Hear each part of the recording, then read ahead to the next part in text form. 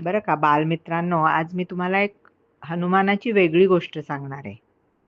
माझ्या गोष्टीचे नाव आहे श्रीराम भक्त हनुमान आणि सीता मातेची मोत्याची माळ. श्रीराम लक्ष्मणाला समुद्र पार करून लंकेमध्ये जाण्यासाठी वीर हनुमानाने वानर सेनेच्या मदतीने समुद्रावर मोठा सेतू बांधला.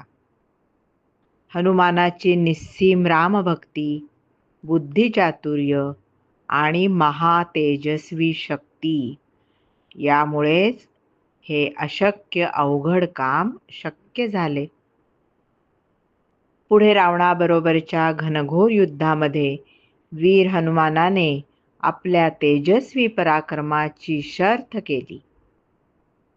युद्धामध्ये लक्ष्मण मूर्छित होऊन पडला तेव्हा वीर्यवान हनुमानाने हिमालयामधून द्रोणागिरी पर्वत उचलून आणला.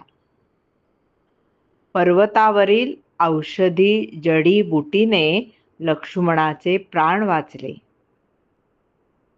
रावणावर विजय मिळवून श्रीराम लक्ष्मण सीता अयोध्या नगरीमध्ये सुखरूप आले.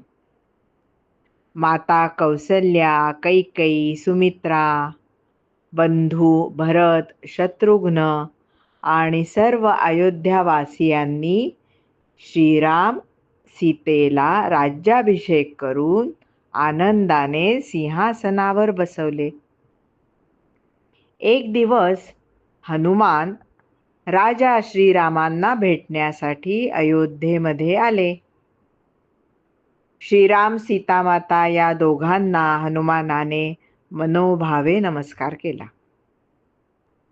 त्यावेळी राणी सीतेच्या मनात विचार आला, हनुमान मारुती आपल्या स्वामींचा परमभक्त आहे.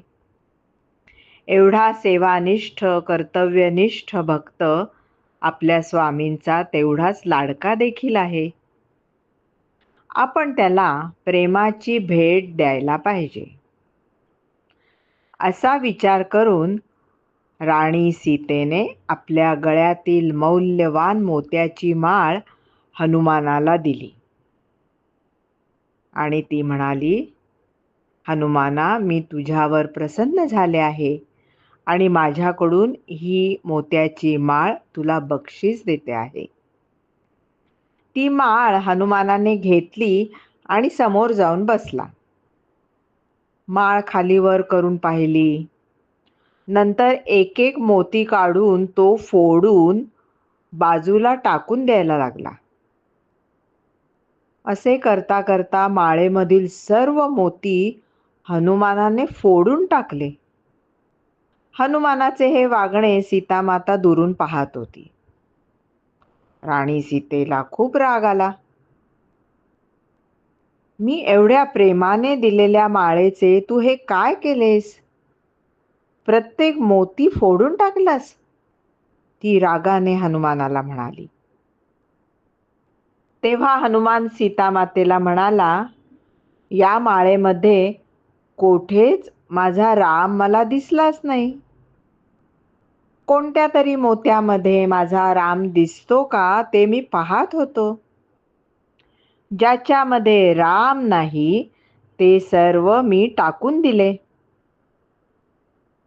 माता सीतेला तिची चूक समजली. तिने रामभक्त हनुमानाची क्षमा मागितली. त्यानंतर माता सीतेने दुसरी एक माळ हातात घेऊन श्रीरामांचे मनोभावे स्मरण करून ती हनुमानाला दिली. हनुमान मारुतीने मोठ्या भक्तीने आपल्या स्वामींचा प्रसाद समजून ती माळ गळ्यामध्ये घातली.